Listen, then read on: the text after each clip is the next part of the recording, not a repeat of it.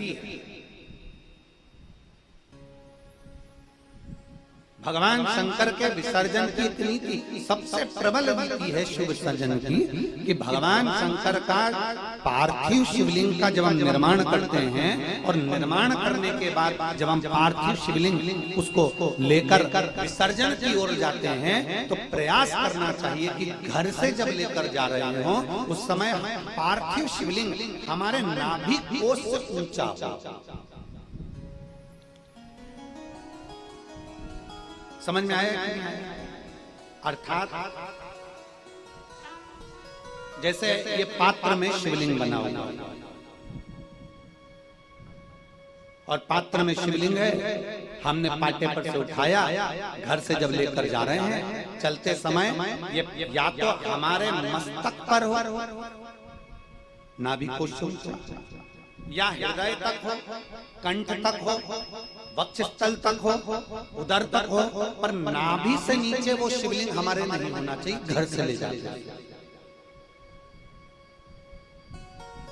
और शिवलिंग के विसर्जन का एक नियम बड़ा प्रबल है कि घर से ले जाते समय शिवलिंग, पार्थिव शिवलिंग हमारे नाभि कोश से ऊंचा हो, और जब हम विसर्जन करने के लिए जाएं तब शिवलिंग का दर्शन विसर्जन के पहले अपने नेत्रों से पूर्ण तरह से करें और बाबा से अपने हृदय की बात कहकर फिर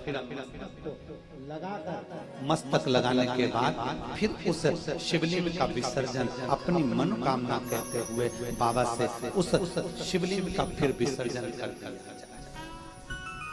ले जाते समय नाभि कोश से ऊंचा हो। विसर्जन के समय पर अपने नेत्रों से बाबा का पूर्ण दर्शन किया जाए। पूर्ण दर्शन कैसे होता है? शिवलिंग के पूर्ण दर्शन का महत्व क्या बताया उसको भी समझ लीजिए। भगवान शंकर के पूर्ण शिवलिंग के दर्शन का महत्व, अर्थात ये शिवलिंग, ये जलाधारी, बीच में अशोक सुंदरी, राइट गणेश, लेफ्ट कार्तिकेय, ऊपर से जो जल बहता है वो जया विषहरा शामली बारी गौतली देव। अब जब आप भगवान शंकर का पार्थिव शिवलिंग बनाते हो तो ऊपर जलाधारी तो रहती है, आपका केवल शिवलिंग है और जलाधारी, तो आप उसका जब दर्शन कर रहे हैं तो पूर्ण दर्शन का मतलब है जब हम विसर्जन करने जाते हैं तो सबसे पहले जो भगवान का जल स्थल है जिसको हम कहते हैं जलाधारी, गणेश जी, कार्तिकेय, अशोक सुंदरी का स्थान, पहले हम उसका दर्शन करते हैं। फिर अपनी निगाह को घुमाकर हम गोल घुमाकर वापिस उसी स्थान पर आते हैं अपनी दृष्टि से, और फिर बाबा का यही से दर्शन करते हुए हम शिवलिंग का दर्शन करते हैं। जो हम विसर्जन करने गए हैं उसका हम जब दर्शन करें तो दर्शन करने के बाद हम शिवलिंग का दर्शन कर अपने मन की कामना कहकर मस्तक से लगाकर फिर बाबा का हम विसर्जन करते हैं, तो हमारे हृदय की कामना मेरा देवाधिदेव महादेव पूर्ण जन्म करता है। चलो एक छोटा सा प्रश्न है, मुझे उम्मीद है कि मेरी जीजियां जो यहाँ बैठी हैं वो उत्तर जरूर देंगी। छोटा सा प्रश्न, जगन्नाथ जी गए हो, द्वारका जी कभी गए हो, कभी किसी आप कहीं भी बड़े तीर्थ में जाएं, आप काशी जी जाएं, आप किसी बड़े वहां पर एक मंदिर होता है साक्षी गोपाल, या कोई देवता होते साक्षी मान। जगन्नाथ जी जाएंगे तो साक्षी गोपाल जी बने, उज्जैनी जाएंगे तो साक्षी गोपाल जी बनेंगे, काशी जाएंगे तो साक्षी गोपाल जी बनेंगे। साक्षी गोपाल का मतलब क्या होता है?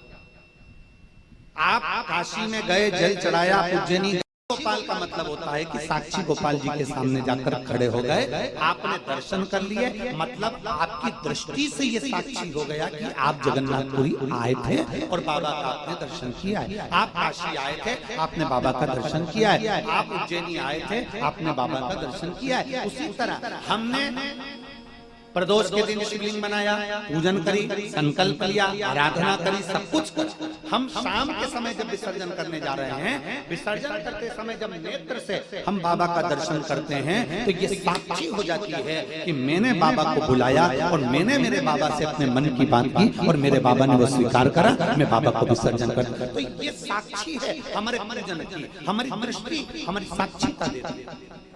आज के जमाने में अगर आधार कार्ड बनता है तो सबसे पहले नेत्र दृष्टि पर तुम्हारा कोई कैमरा लगाया जाता है कि अपनी आंखों को फाड़ा, अपनी आंखों को निकाला जाए, देखा जाए, अपनी आंखों से देखो कि क्या साफ है।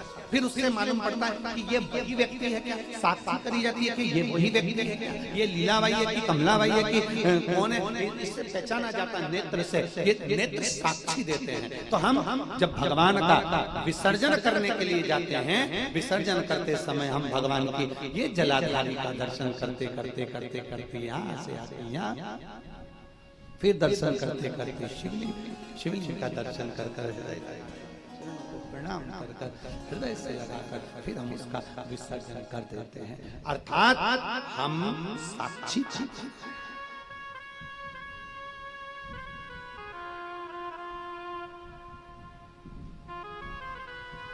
तेरा तुझको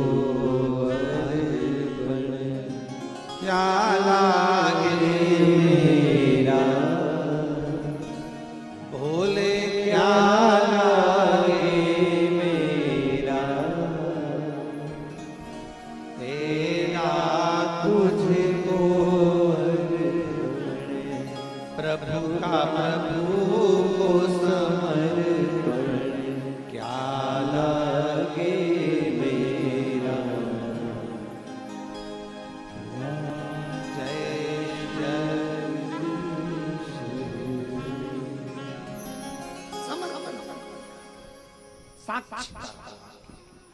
जब आपकी साक्षीता होगी, जब आप दृष्टि से दर्शन कर कर प्रणाम कर कर बाबा के मन की बात कर कर